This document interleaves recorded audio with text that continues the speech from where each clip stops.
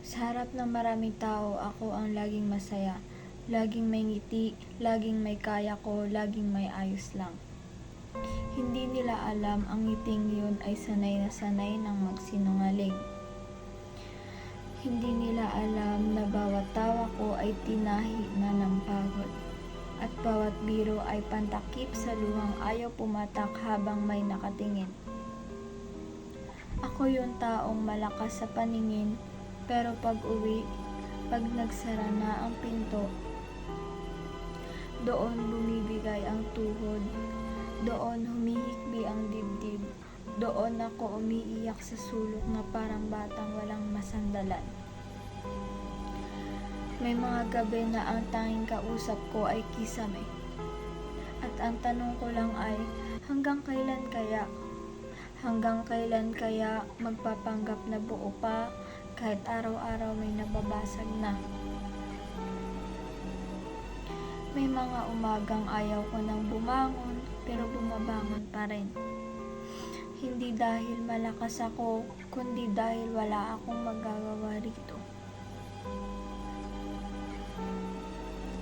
Bumabangon ako kahit ang bigat ng dibdib, kahit ang isip ko ay parang nilalamon ng dilim. Pinipili kong umiti kahit ang puso ko ay pagod ng umasa. Pinipili kong tumayo kahit ang kaluluwa ko ay gustong umupo at sumuko. Kasi ganito pala ang buhay, hindi palaging sigaw ang laban, minsan tahimik, minsan mag-isa. Hindi palaging luha sa mata, minsan nasa loob ang baha. Oo, malungkot ako, sobrang lungkot. May mga araw na parang wala ng kulay ang mundo, parang paulit-ulit lang ang sakit, parang walang dulo ang dilim. Pero kahit ganito, babangon pa rin ako.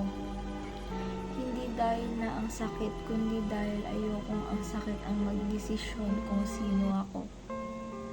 Babangon ako kahit nanginginig, kahit mabagal, kahit hindi sigurado. Kung umiti man ako sa harap ng tao, kahit sa loob ay wasak, hindi ibig sabihin nun na mahina ako.